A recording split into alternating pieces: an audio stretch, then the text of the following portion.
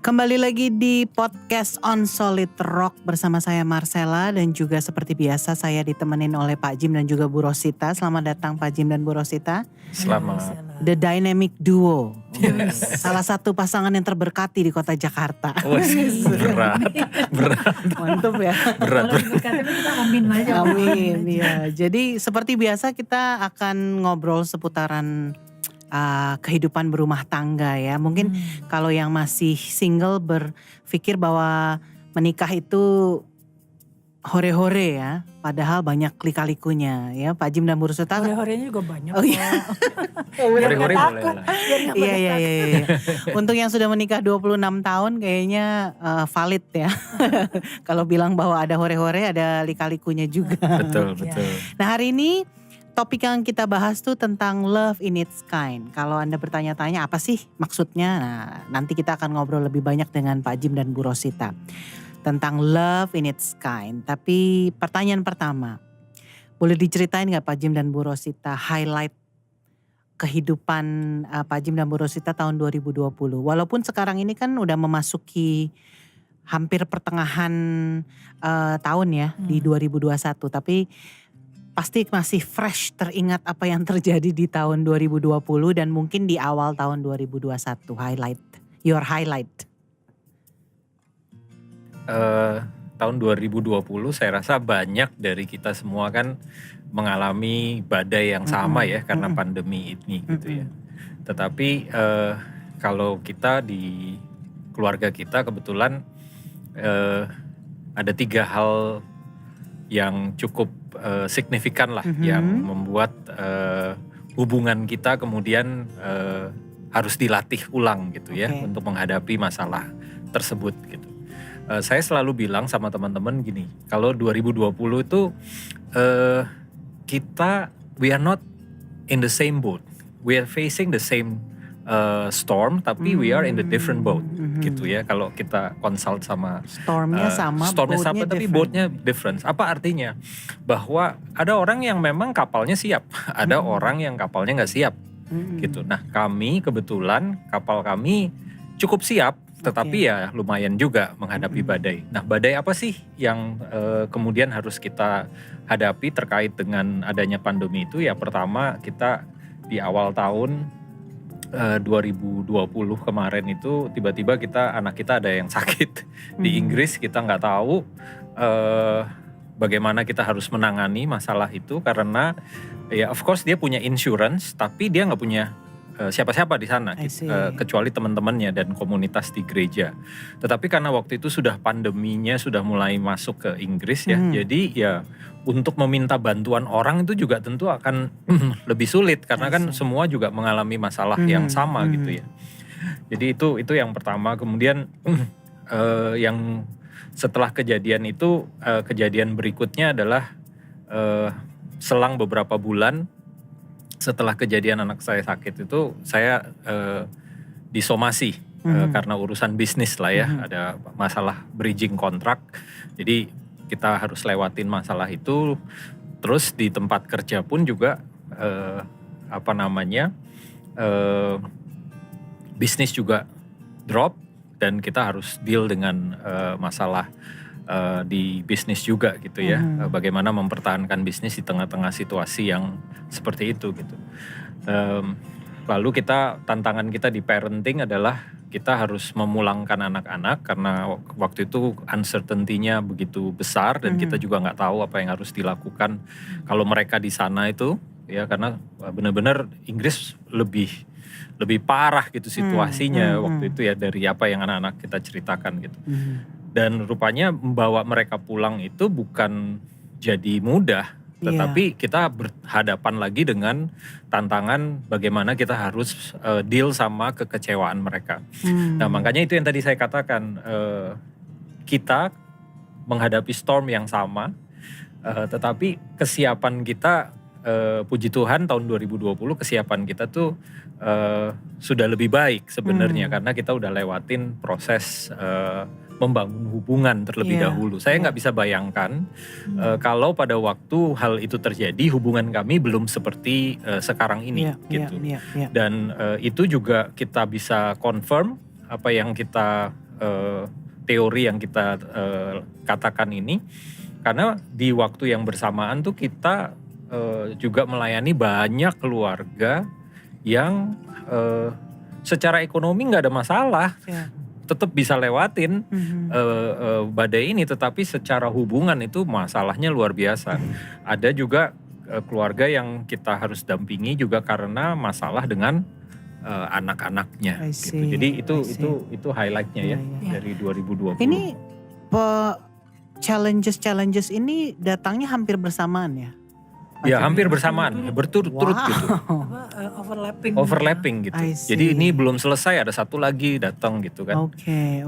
Dan di tengah-tengah situasi yang kita harus hadapi secara pribadi karena itu tanggung jawab kita, ya kita juga dipertemukan dengan banyak keluarga yang juga harus menghadapi masalah yang sama, tapi kapalnya nggak siap. Iya, Gitu. I see. Saya belajar over a period of time bahwa kekuatan kita itu tidak harus melulu didemonstrasikan dengan just being tough gitu.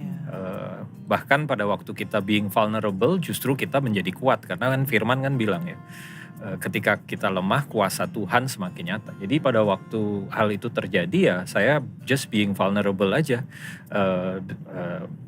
dengan istri saya ya. Jadi pada waktu itu terjadi Rosita nggak perlu convince saya sedikit pun. Right at that moment kita berdoa, kita telepon anak kita juga dan tanpa memberikan kata-kata positif yang semu gitu ya. Saya bold dan vulnerable but bold sama anak saya mengenai kondisi dia, dan kita berdoa bertiga lewat Skype waktu itu. Ya puji Tuhan proses 24 jam itu bisa kita lalui dengan baik. Kita nggak khawatir yang berlebihan, tetapi justru kita semakin berani untuk make step-stepnya lebih firm gitu di dalam menangani itu. Dan nggak bikin constraint di antara kita juga gitu. Karena kan kalau nggak sehati bisa aja kan aku panik gitu, aku marah, paksa misalnya jam udah Noah suruh kesana aja sekarang temenin. Ya bisa jadi ribut masalah technicality gimana mendampingi Abigail. Instead of kita bersatu hati datang sama Tuhan, ya udah minta tolong. Dan at the end memang Abigail tertangani dengan baik di sana. Tertangani dengan baik. Nah ini mungkin bagus juga untuk orang tua nih Bu Rosita dan Pak Jim. Ketika mereka menyampaikan their frustration maybe ya, atau their disappointment, mereka kan bisa berbicara dengan Pak Jim dan Bu Rosita nih. Nah how did you respond? Maksudnya nanggepinnya seperti apa sih? Ini mungkin bagus untuk orang tua yang bagaimana cara menghadapi anak-anak yang misalnya mereka curhat tentang how they feel gitu.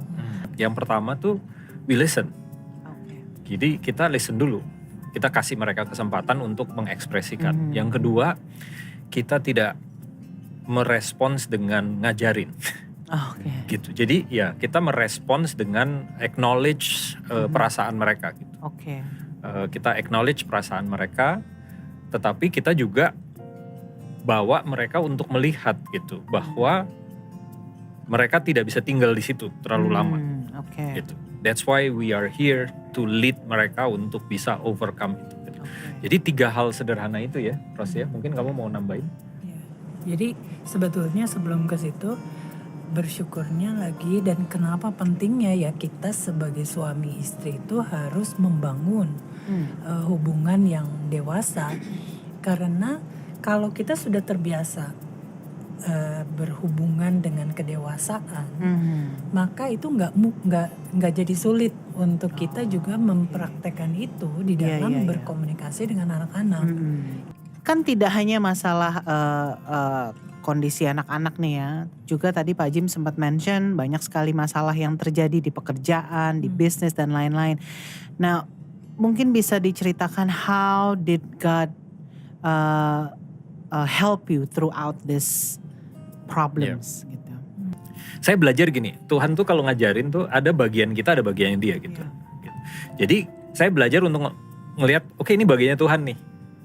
Ada momen-momen yang dimana Tuhan bilang, oke, this is the time kamu yang harus lebih banyak ambil alih bagian kamu gitu.